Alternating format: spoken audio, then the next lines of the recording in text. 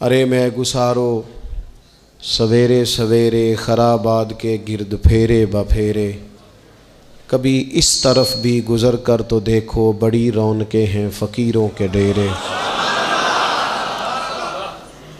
बड़ी तमन्ना थी कि बड़ी जगह हासिल करेंगे और बड़ा एहतमाम कर सकेंगे, लेकिन इंसान अपने रब के फ़ज़ल को ना शुमार कर सकता है, न गिन सकता है, न तोल सकता है। ज़ालिक फ़ज़लुल्लाहि युतीहि मन यशा। मेरे अज़ीज़ों, मैं और आप मुसलमान हैं, अल्लाह के घर में बैठे हैं, वुज़ू के साथ आए हैं। ज़िंदगी हमसे पहले भी बड़े लोगों की गुज़र गई और फिर वक्त सिमट गया और वो कब्रों में चले गए। हम भी कितार में मौजूद हैं, कई लोगों का नंबर लग गया है, किसी वक्त भी किसी की भी बारी आ जाएगी। चंद एक ज़रूरी चीज़ें हैं, उनको अपने जहन में अच्छी तरह संभालें। सबसे पहले ये समझ लें कि अमल ज़िंदगी का हुस्न है। नेकी, परहेज़गारी, नमाज, रोज़ा, हज, ज़कात, खैरात, इखलाक, लेकिन जो निजात का दारो मदार है वो अमल पर नहीं, वो अकीदे पर है। अगर अकीदों में ख़राबी आ जाए, अल्लाह ताला की ज़ात के बारे में, रसूल पाक अलैहिस्सलाम के कमालात के बारे में, हुज़ूर अलैहिस्सलाम की तय्यब व ताहिर आले पाक के बारे में, या हुज़ूर के जमी सहाबा के बारे में किसी के अकीदे में कमी आ गई, मेरे नबी पाक अलैहिस्सलाम की ज़ात के बारे में हमेशा अपना अकीदा आला रखना, सुथरा रखना और अपने जहन में ये बात बिठा के रखना कि बाद अज़ खुदा बुज़ुर्ग तुई किस्सा मुख्तसर। कभी किसी शख्स की कमज़ोर बात के पीछे न चलना। अल्लाह ने हमें रहमत लिल आलमीन नबी का ग़ुलाम बनाया है। अल्लाह ने महबूब पाक अलैहिस्सलाम को अज़मतों, शानों, बुलंदियों के साथ भेजा है। कभी किसी ऐसे बहस का हिस्सा न बनना जो हुज़ूर के कमाल को तोलें, या नबी पाक के इल्म को तोलें, या हुज़ूर के फ़ज़ाइल को तोलें, या नबी पाक अलैहिस्सलाम की अज़मतों को तोलें। कभी इस बात के कायल ना होना। ये नज़रिया लेके हमने कब्र में जाना है कि बलगल उला बे कमाल ही का शफ़त दुजा बे जमाल हसनत जमीओ खिसाल सल्लु अलैहि वा। हुज़ूर की अज़मतों के कायल रहना और हमेशा कायल रहना और जम के कायल रहना। कभी किसी कमज़ोर बात का सहारा, लोग बड़ी कहानियाँ सुनाते हैं, बड़ी बातें बताते हैं, कभी इस चक्कर में ना पड़ना। नबी पाक की जितनी निस्बतें हैं ना, उन सब का एहतराम करना। हमारे बुज़ुर्ग ना, जिस गधे मुबारक पर महबूब सवार होते ना, उसे गधा नहीं कहते। हमारे बुज़ुर्ग उसे कहते हैं दराज गोश शरीफ। दराज गोश फ़ारसी में लंबे कानों वाले को कहते हैं। चूँकि इस गधे पर हुज़ूर सवार हुए हैं, अब इसको दराज गोश शरीफ कहना है।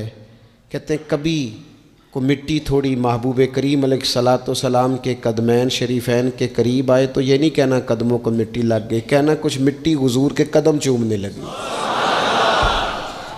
मिट्टी हुज़ूर के कदम चूमने लगी। कभी बात करना होती तो कहते कि बीमारी आई थी महबूब पाक से फैज़ लेने के लिए। तो बहुत एहतराम के जज्बात। आला हज़रत बरेलवी रहमतुल्लाह अलैह के सामने किसी ने ये शेर पढ़ा था कि शान यूसुफ जो दबी वो भी इसी दर पे दबी। तो फरमाया ये तो क्या कह रहा है, हुज़ूर तो किसी को दबाने आई नहीं। तू क्या शान यूसुफ जो बड़ी वो भी इसी दर से बड़ी। फिर किसी ने कहा था वो दो दरख्त थे नबी पाक के गुंबद के सामने खजूरों के पुराने ज़माने में, तो किसी ने कहा था यूं हैं दरख्त हज़रत वाला के सामने, मजनू खड़ा हो खैमा लैला के सामने। तो आला हज़रत फरमाने लगे तुमने हुज़ूर के खैमे को तशबीह ठीक नहीं दी, तुम्हें कहना चाहिए था यूं हैं दरख्त हज़रत वाला के सामने जैसे कुदसी खड़े हैं अर्शे मुअल्ला के सामने।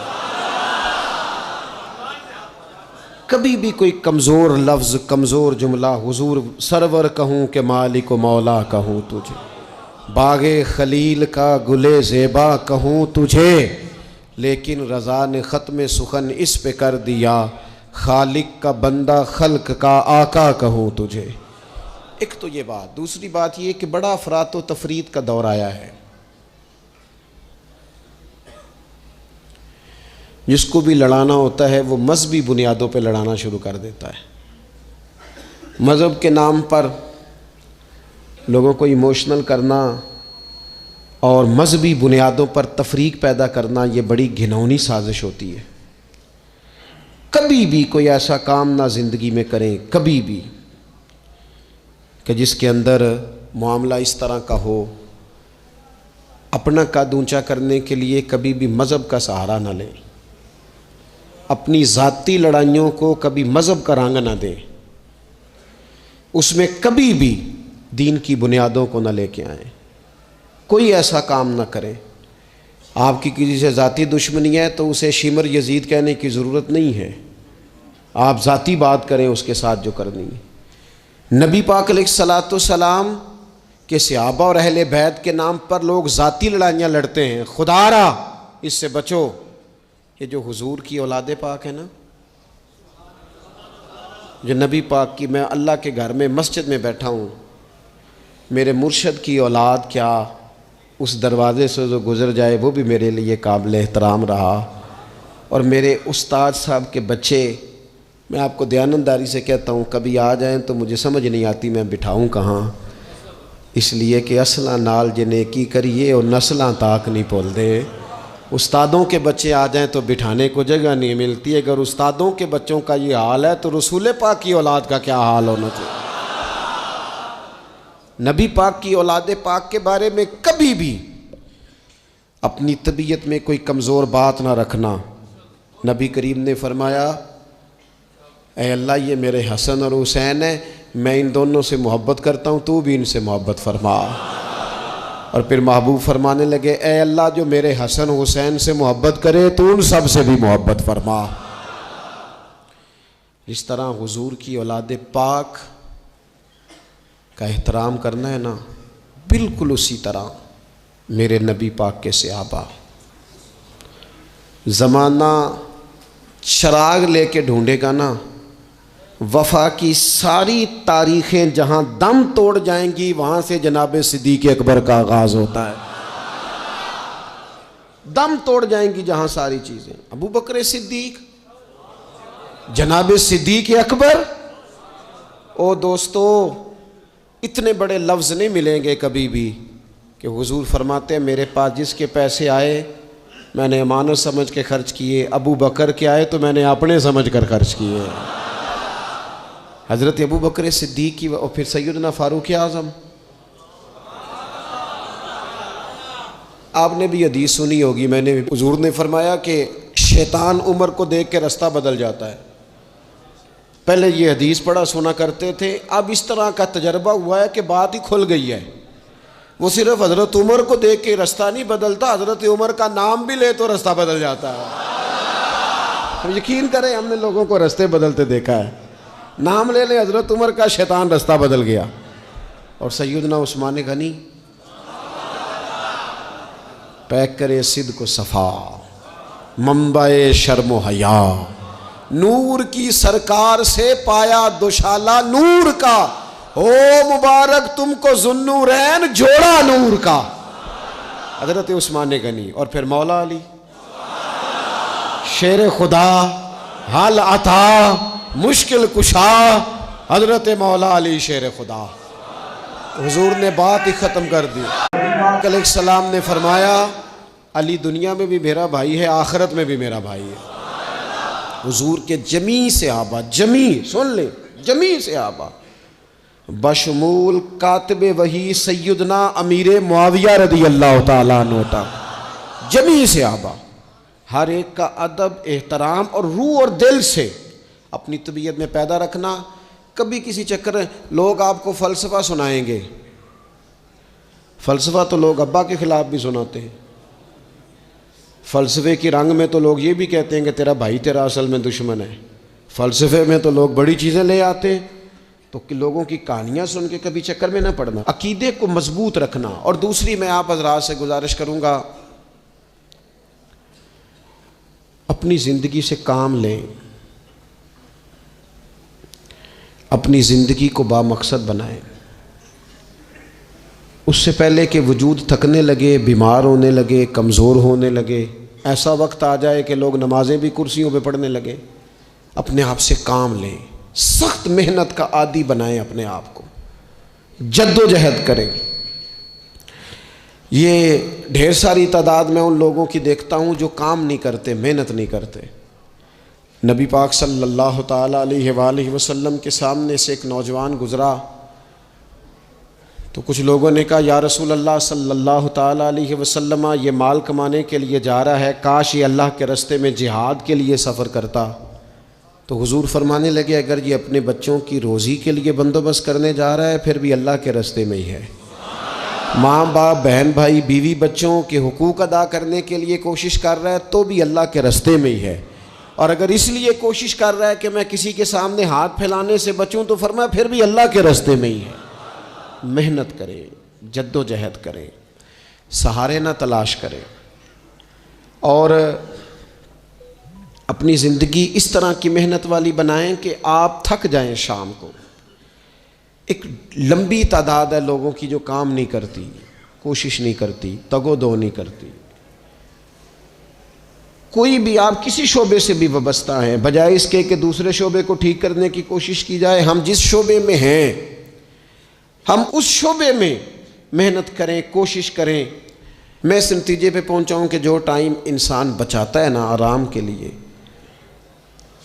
उस टाइम में बेपनाह सुस्ती उसे घेर लेती है। हम छोटे होते थे, बचपन में स्कूल से एक छुट्टी करते थे, फिर दूसरी करने को भी दिल करता था, दूसरी करते थे, फिर तीसरी करने को भी दिल करता था। गाड़ी उसी का नाम है जो चलती रहे, ड्यूटी उसी का नाम है जो हमेशा की जाए। ज़िंदगी में मुसलसल जद्दोजहद करेंगे, मुसलसल काम करेंगे, उसका नतीजा ये निकलेगा कि आप महसूस करेंगे कि आपका वजूद जो है वो बड़ी सलाहियतों वाला है, वो बेकार नहीं है। मुसलसल काम। आप अंबिया किराम अलैहिमुस्सलाम की ज़िंदगी देखें, सहाबा की ज़िंदगियाँ देखें, अहले बैत की देखें, औलिया अल्लाह की देखें, बुजुर्गान दीन की देखें। आप देखें कि उन्होंने काम कितना कितना बड़ा किया है। हम कभी उनको पढ़ते हैं तो हैरान हो जाते हैं कि यार इतने मुख्तसर वक्त में इतना ज़्यादा काम तो मुमकिन ही नहीं। आला हज़रत रहमतुल्लाह अलैह ने 1000 किताब लिख दी। इमाम बुखारी ने पूरी दुनिया में घूम कर अहादीस जमा करके एक जगह पे इकट्ठी कर दी और फिर उसूल वज़ा कर दिए हदीस पाक के कि हदीस किस तरह कबूल की जाएगी। फिर उसमें फ़र्क कर दिया कि सही कौन सी है, मुतवातर कौन सी है, हसन कौन सी है, ज़ईफ़ कौन सी है, मौजू हो तो फिर उसके कायदे क्या हैं। इतना काम बुजुर्गों ने कर दिया। जद्दोजहद थी ज़िंदगी में, मुसलसल ड्यूटी करते। जब मुसलसल काम करते हैं ना, नबी पाक सल्लल्लाहु ताला अलैहि वसल्लम ने फरमाया, जो आदमी मेहनत करे, कोशिश करे और शाम को थक के सो जाए, अल्लाह उसके पिछले गुनाहों को माफ़ फरमा देगा। तो चलते रहें, जद्दोजहद करें, हिम्मत करें, कोशिश करें। कभी कभी यूँ होता है कि इंसान समझता है कि मैंने कोशिश तो की थी लेकिन यार ये मेरे कोशिश करने से कोई नतीजा नहीं निकला। आरिफ रूमी रहमतुल्लाह अलैह फरमाते हैं कि एक शहर ऐसा था जिसमें एक बीमारी बार बार हमला करती थी। तो 3-4 पहाड़ियाँ एक दूसरे के ऊपर थीं, इकट्ठे पहाड़ बने हुए थे, उसके ऊपर वो जड़ी बूटी थी जिससे उस बीमारी का इलाज होता था। तो कई हकीमों ने बताया कि अगर वो जड़ी बूटी हासिल कर ली जाए तो तुम्हारे शहर के लोग सेहतयाब हो सकते हैं। पर वो 4 पहाड़ियाँ ऊपर नीचे और फिर ढलान बड़ी सीधी थी, जो पैर रखता फिसल जाता, कोई जुर्रत ही न करता ऊपर जाने की। लेकिन लोग बीमार थे, तकलीफ़ में थे। बिलाखर एक शख्स ने इरादा किया कि कब तक लोगों को बीमारी से सिसकते, तड़पते, मरते देखता रहूँगा। उसने कुल्हाड़ा उठाया, हथौड़ा उठाया, पहाड़ काटना शुरू किया कि मैं सीढ़ियाँ बनाऊँगा ऊपर जाने के लिए। फरमाते हैं कि वो पहाड़ काट रहा था तो जो करीब आते थे ना, वो उसे कहते थे, पागल हो गया तू अकेला बंदा कैसे पहाड़ काटेगा। बेवकूफ़ है, छोड़ दे। उसने कहा यार तुम साथ नहीं चल सकते तो हौसला शिकनी तो ना करो, मुझे कुछ करने तो दो। सालों लग गए, एक पहाड़ काट के सीढ़ियाँ बनाई उसने, फिर दूसरा पहाड़ शुरू किया, फिर सालों लग गए और 2 पहाड़ काटे थे, बुढ़ापा आ गया, बीमार हो गया, मौत का वक्त आ गया। अब चूँकि सीढ़ियाँ बन गई थी तो 2 पहाड़ कट गए थे, वहाँ तक लोग आने जाने लगे थे। ऐन उस वक्त जब वो दुनिया से जा रहा था, फिर भी कुछ लोग हौसला शिकनी कर रहे थे। उसे कह रहे थे खुदा के बंदे क्या नतीजा निकला। कुछ लोगों की ड्यूटी होती है अपोजिशन का किरदार अदा करना, वो हर मौके पर हौसला शिकनी करते हैं। अब उस पर आखिरी वक्त आ गया है, बावजूद उसके कुछ लोगों ने जाके कहा क्या नतीजा निकला जी, तेरे ऊपर मौत का वक्त आ गया है, तू ऊपर तक तो जा नहीं सका, फ़ायदा क्या हुआ। वो कहने लगा बेवकूफ़ो तुम्हें पता ही नहीं मैं कामयाब होके जा रहा हूँ। उन्होंने कहा किस तरह। कहने लगा मैंने आधा सफ़र आसान कर दिया है, अब जो मेरे बाद आएगा ना उसे सिफर से नहीं शुरू करना पड़ेगा, मैंने आधा सफ़र उसके लिए आसान कर दिया। वो तीसरे पहाड़ से शुरू करेगा और 2 काटेगा तो जड़ी बूटी तक पहुंच जाएगा, लोगों को शिफा होने लगेगी अल्लाह के फजल से। हम पता क्या करते हैं, बिलखुसूस मेरे वतन का रिवाज ये है कि लोग आधा सफ़र भी आसान करने को तैयार नहीं, वो कहते नहीं सारा ही फलाना करेगा। जितने अंबिया दुनिया में आए ना मेरे दोस्तों, वो सारे कामयाब गए, लेकिन किसी के साथ 4 उम्मती, किसी के साथ 10, किसी के साथ 100, किसी के साथ 200, लेकिन नबी कामयाब गए। क्यों? कि अल्लाह ताला ने जो उनके ज़िम्मे ड्यूटी लगाई थी वो ड्यूटी उन्होंने पूरी जिम्मेदारी से सर अंजाम दी। उस ड्यूटी में उन्होंने कभी कोई कमी दिखाई तो अपनी ज़िंदगी में जद्दोजहद करें, काम करें, बैठकर सिर्फ बात ना करें, तनकीद ना करें, बैठकर सिर्फ मनसूबा बंदी ना करें। और मेरे मुल्क में बिलखुसूस ये काम होता है, तबसरे करो, चैनल खोलो, तनकीद करो, अंदर की खबर लेके आओ, कोई कहानी सुनाओ, कोई नई स्टोरी बनाओ, लेकिन काम ना करो। बड़ी खूबसूरत बात की शायर ने, उसने कहा शिकवाए जुल्मत शब से तो कहीं बेहतर था, अपने हिस्से की कोई शम्मा जलाते जाते। लोग तालीम नहीं हासिल कर रहे तो भैया आप एक बच्चे का खर्च उठा लें, किसी गरीब का आप उसे पढ़ा दें, एक बंदा तो आपकी वजह से तालीम याफ्ता हो जाए। लोगों को खाना नहीं मिल रहा, भूखों मर गए लोग, हुकूमतें कुछ नहीं कर रही, आप 10 बंदों की जिम्मेदारी उठा लें, आप गरीबों को देख लें, 10 लोगों के घर में आप खाना पहुंचाना शुरू करें। और ये होता रहा है, लोग ये काम करते रहे, ये ड्यूटियां हमारे बुजुर्गों ने सर अंजाम दी हैं, 2-2 करके, 4-4 करके, 6-6 करके उन्होंने काम किया है।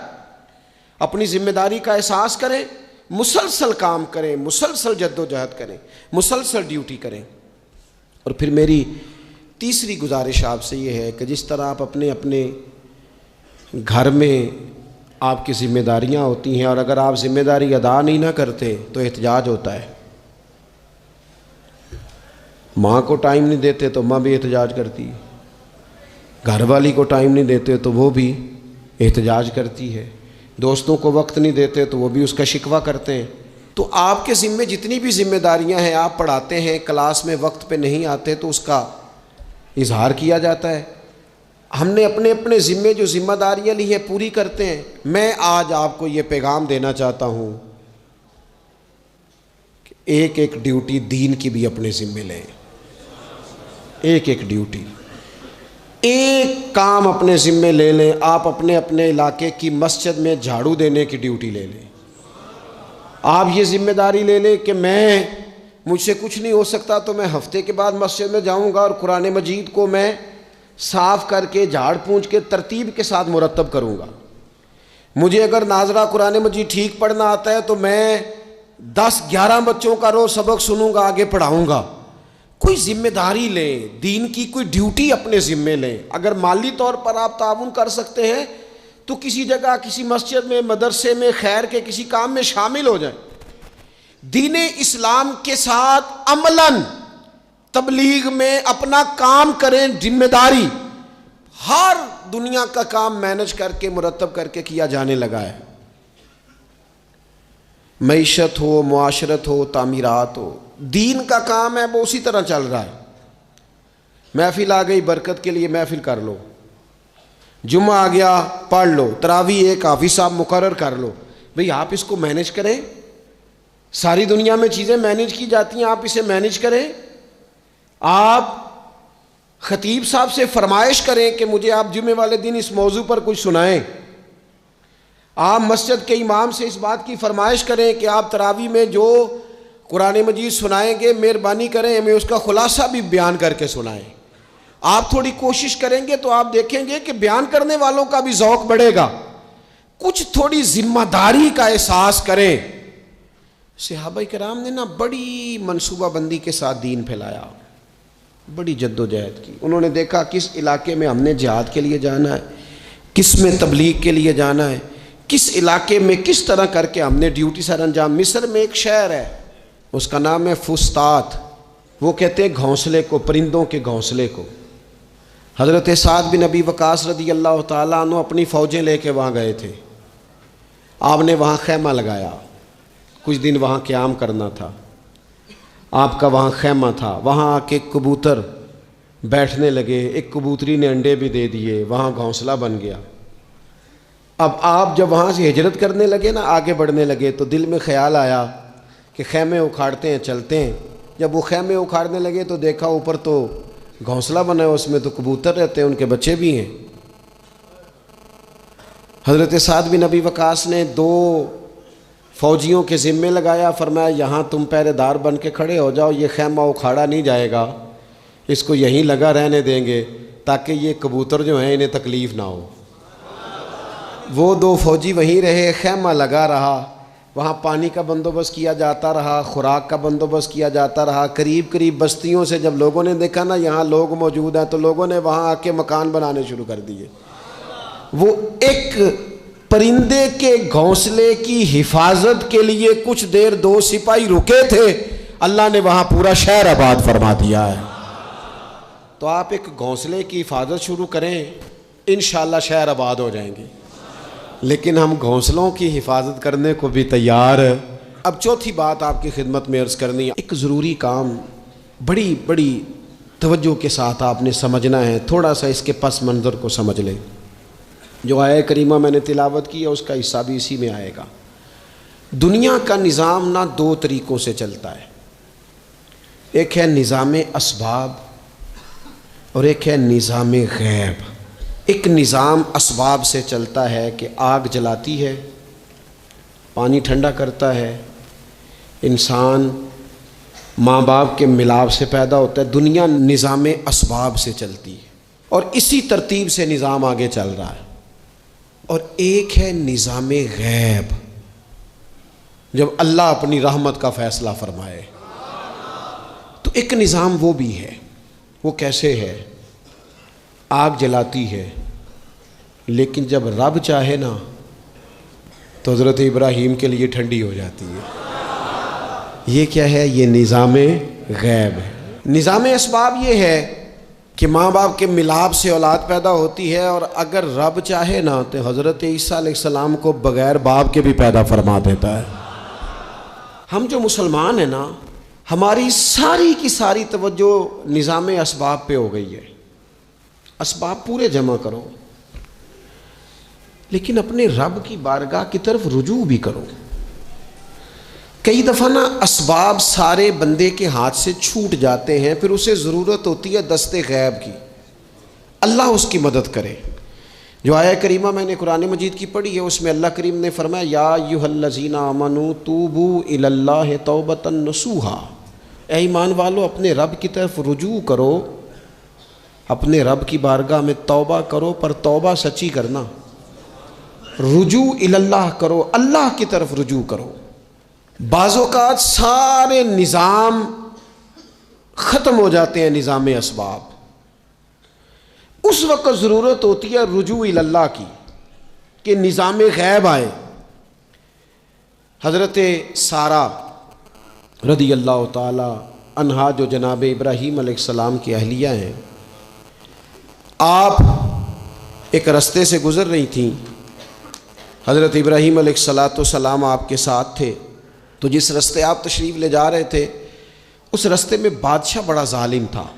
वो माज़अल्लाह ताला सुम्मा माज़अल्लाह औरतों को गिरफ़्तार कर लेता और अपनी बदबातनी का सबूत देता। वहाँ से जनाब सारा गुज़री। मुस्नद इमाम अहमद बिन हम्बल से ये हवाला अर्ज़ कर रहा हूँ। हज़रत सारा को उसने गिरफ़्तार कर लिया। जब वो जनाब सारा की तरफ बढ़ने लगा तो अब वो जितने असबाब थे ना उस वक्त के, वो सारे इख्तियार किए गए, लेकिन उस बादशाह से जान नहीं छूटी। जब वो बढ़ने लगा तो जनाब सारा ने फिर रब करीम की तरफ रुजू किया, मुसल्ले पे बैठ गई, कहने लगी मालिक अब तू ही करम फरमाने वाला है। आपने इस दर्द से दुआ फरमाई कि वो बादशाह ज़मीन पर बेहोश होकर गिरा और तड़पने लगा, करीब था कि वो मर जाए। तो हज़रत सारा फिर मुसल्ले पे बैठी और अपने मालिक की बारगाह में अर्ज़ करने लगी, मालिक अगर ये मर गया तो मुझ पे इल्ज़ाम आएगा कि मैंने मारा है, इसे मारना बेहोश ही फरमा। वो बेहोश हो गया। थोड़ी देर के बाद होश आया तो फिर आपकी तरफ बढ़ने लगा तो आपने फिर अल्लाह की जानिब रुजू किया। जब दोबारा रब करीम की जानिब रुजू किया तो फिर वो बेहोश हुआ। कई दफ़ा वो कोशिश करता, लेकिन आप जब अपने मालिक की बारगाह में हाथ उठाती तो बेहोश होकर गिर पड़ता। बिलाखिर आपसे माफ़ी भी मांगी, आपको आज़ाद भी किया। एक वक्त ऐसा आता है जब सारे असबाब जवाब दे जाते। हम मुसलमान मुल्क में रहते हैं, कुछ बातें बड़ी खूब हैं। मैंने देखा है कि डॉक्टर जब समझ आता है ना कि रिपोर्ट्स, अद्वियात, टेस्ट अब इस नतीजे पे पहुंच गए हैं कि शायद ये मरीज़ बचेगा ना, तो चूँकि मुसलमान मुल्क है तो मेरे वतन के डॉक्टर एक खूबसूरत जुमला बोलते हैं, मुझे बड़ा पसंद है।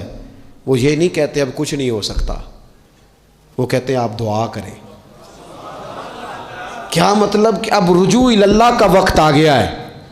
हमारे पास जो शऊर था, इल्म था, वो हमने खर्च कर दिया। अब टाइम है कि रुजू इल्लाह करें, आप अल्लाह की बारगाह। ये बड़ा खूबसूरत जुमला है। अच्छी बातों का भी तो जिक्र करना चाहिए ना। ये खूबसूरत जुमला है कि आप दुआ करें। एक वक्त आता है जब दुआ की ज़रूरत होती है, दस्ते गैब की ज़रूरत होती है। नबी पाक अलैहिस्सलाम 313 को लेके जब मैदान में आए थे तो ज़ाहिरी असबाब तो ये थे कि 1000 से मुकाबला कैसे होगा। तो फिर मेरे करीम ने पता क्या किया, हुजूर ने फिर रब करीम की तरफ रुजू फरमाया और फिर अल्लाह की मदद फरिश्तों की सूरत में आई। एक खातून थी हज़रत ज़ुनैरा रदी अल्लाह ताला अन्हा, ये सहाबियाँ हैं, ये मुसलमान हो गई। कुफार ने इन्हें मारा, तकलीफ़ दी, बड़ी अज़ियत से गुजरी, यहाँ तक कि इनकी बेनाई चली गई। जब नज़र आना बंद हो गया ना तो दौर था मक्के का, कुफार की औरतों ने माज़अल्लाह ताना दिया कि देखा ना लात व मनात, ये उनके बुतों के नाम है। माज़अल्लाह लात व मनात तेरी नज़र ले गए, अब तू क्या करेगी। तो उन्होंने जब ये ताना दिया तो जनाब ज़ुनैरा रदी अल्लाह ताला अन्हा ना ईमान, अकीदा, यकीन, तवक्कुल, अल्लाह की बारगाह की तरफ रुजू, सारे हौसले जमा करके कहने लगी चुप करो, अगर मेरा रब चाहेगा तो उसी तरह मेरी आंखें वापस लौटा देगा, पूरे तवक्कुल से। और फिर आपने दुआ मांगी, ऐ अल्लाह मेहरबानी फरमा, ये मुझे ताना देते हैं कि अगर तूने दिले मुस्लिम की दिल जोई नहीं तो ताना देंगे बुत के मुस्लिम का खुदा कोई नहीं। मालिक मेहरबानी फरमा। वो रुजू इल्लाह किया, रात को सोई थी तो आंखों में रोशनी नहीं थी, जब सुबह उठी तो दोनों आंखों को अल्लाह ने रोशन फरमा दिया था। मैं अर्ज कर रहा हूं कि वक्त है हमारे ऊपर कि अब हमें अपने रब की बारगाह की तरफ रुजू करना चाहिए। जब बंदा अल्लाह की जानिब रुजू करता है ना, नबी पाक अलैहिस्सलाम ने फरमाया जब तुम इस्तिग़फ़ार करते हो ना तो अल्लाह हर मुश्किल से निकलने के लिए तुम्हें रास्ता अता फरमाता है, और अल्लाह तुम्हें वहाँ से रिज़्क़ अता करता है जहाँ से तुम्हारा कभी गुमान भी नहीं गया होता। कभी ना तवज्जो करें, जब पूरी तरह टूट जाए ना फिर तवज्जो करें रब की जानिब। जब पूरी कोशिश करें काम ना हो तो फिर बैठ जाएं अपने मालिक की बारगाह में। मालिक असबाब जमा कर लिए, अब तो मदद फरमा। जब पूरी तरह हज़रत इब्राहीम अलैहिस्सलाम के पास मेहमान बड़े आया करते थे, मेहमान नवाज भी बड़े थे, बग़ैर मेहमान के खाना ही नहीं खाते थे, बड़े मेहमान नवाज थे। तो कहत पड़ गया मिस्र में, गल्ला ही नहीं मिलता। हज़रत इब्राहीम का एक दोस्त था, आप फ़लस्तीन में थे, वो मिस्र में था। आपने उसके पास ऊँट भेजे कि 4-5 ऊँटों पर गल्ला अनाज रख के मुझे रवाना कर, ताकि मैं अपने जो मेरे पास मेहमान जमा है उनको खाना तो दे सकूं। वो ऊँट रवाना हो गए। हज़रत हकीमुल उम्मत मुफ्ती अहमद यार खान साहब रहमतुल्लाह लिखा है, चले गए ऊँट। अब मेहमान जमा हैं, उनको भी खबर दे दी गई है कि आप फ़िक्र न करें, गल्ला मिस्र से आने लगा है, खाना मिलेगा। लेकिन जब वहाँ उठ गए तो उन्होंने कहा, कहत चूँकि बहुत ज़्यादा था, अनाज सारी हम तकसीम कर चुके हैं, अब तो हमारे पास गल्ला नहीं है। वो खाली आ गए वापस। जब वो खाली वापस आ रहे थे ना ऊँट, तो जो आपके खुदाम लेने गए थे उनके दिलों में ये ख्याल आया कि हम अगर खाली वापस जाएंगे तो वो जो मेहमान हैं वो देखेंगे तो वो तो बड़ी आस उम्मीद लगाए बैठे हैं कि हमें आज खाना मिलेगा, तो वो तो बेचारे मायूस हो जाएंगे। उन्होंने इस तरह किया कि रास्ते में कुछ रेत भर ली उन बोरियों में और ऊँटों पे उनको रख लिया, ताकि फिर जाके हज़रत इब्राहीम से अर्ज़ करेंगे, वो ख़ुद ही लोगों को समझा देंगे, ऐसे खाली ऊँट ले जाना बेहतर नहीं।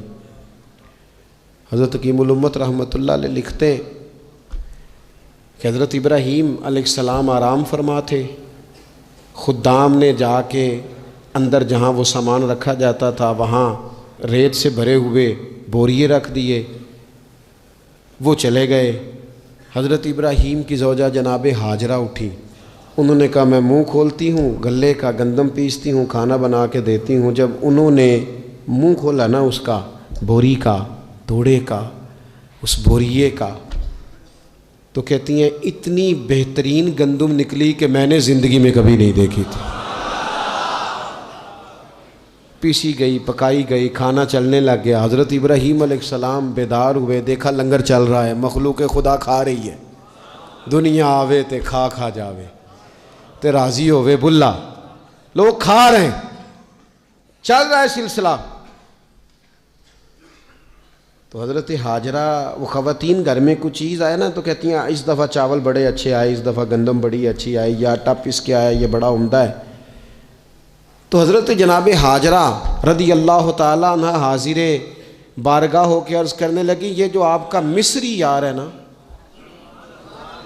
उसने जो गंदम भेजी है बड़ी कमाल है। तो हज़रत इब्राहीम तो जानते थे बात को, फरमाने लगे ये मेरे मिस्री यार ने नहीं भेजी, ये मेरे अरशी यार ने भेजी है, ये अरशी यार ने भेजी है। और वो जब भेजता है तो कमाल ही भेजता है, वो जब अता करता है तो बेहिसाब ही अता करता है। ओ मेरे दोस्तों, उम्मत को ज़रूरत है इस वक्त दस्ते गैब की। पाकिस्तान कभी ना बनता अगर अल्लाह ताला की गैबी ताकतें मदद ना फरमाती। पाकिस्तान कभी ना बचेगा अगर खुदा की मदद शामिल हाल ना होगी। हमें इज्तिमाई तौर पर रुजू इल्लाह करना है। हमारे जितनी इनफरादी मुश्किलात हैं, हम किसी तकलीफ़ में, दुख में मुब्तला हैं, अल्लाह की तरफ रुजू करें, अपने रब की बारगाह की तरफ रुजू करें। और जो हमारे इज्तिमाई मसाइल हैं उनमें भी अल्लाह की बारगाह की तरफ रुजू करें। जब हम ये रुजू करेंगे मालिक के हुजूर, तो फिर अल्लाह हमारे लिए रास्ते वाज़े फरमाएगा। ये रुजू किस तरह किया जाए? मैंने अपने साथियों के ज़िम्मे बिलखुसूस जो यहाँ खानका शरीफ से वाबस्ता हैं, वो अगर समझेंगे मैं हुक्म दे रहा हूँ तो इसको हुक्म समझ लें, और बाकी अगर अहबाब मेरी बहुत ज़्यादा दर्दमंदाना गुजारिश समझें तो ये मेरी गुजारिश समझ लें। 5 वक्ता नमाज के साथ कुछ थोड़ी सी इबादत रात की ज़रूर शुरू फरमाएं। 2 रकत हो जाए, लेकिन रात को तन्हाई में अपने रब की बारगाह में इबादत के लिए ज़रूर हाजिर। हज़रत अब्दुल्ला इब्न उमर रदी अल्लाह ताला अन्हु फरमाते हैं कि मगरिब की नमाज़ पढ़ के कुछ लोग घर चले गए, हम लोग बैठ गए कि थोड़ा सा तो टाइम है, इशा पढ़ के ही जाएंगे। फरमाते अल्लाह के महबूब अलैहिस्सलाम भी तशरीफ़ ले गए। थोड़ी देर के बाद महबूब इस तेज़ी से तशरीफ़ लाए कि मुक़द्दस सांस फूला हुआ महसूस हो रहा था। हमने अर्ज़ की या रसूलल्लाह हमारे माँ बाप कुर्बान, क्या हुआ? तो महबूब फरमाने लगे क्या कर रहे हो?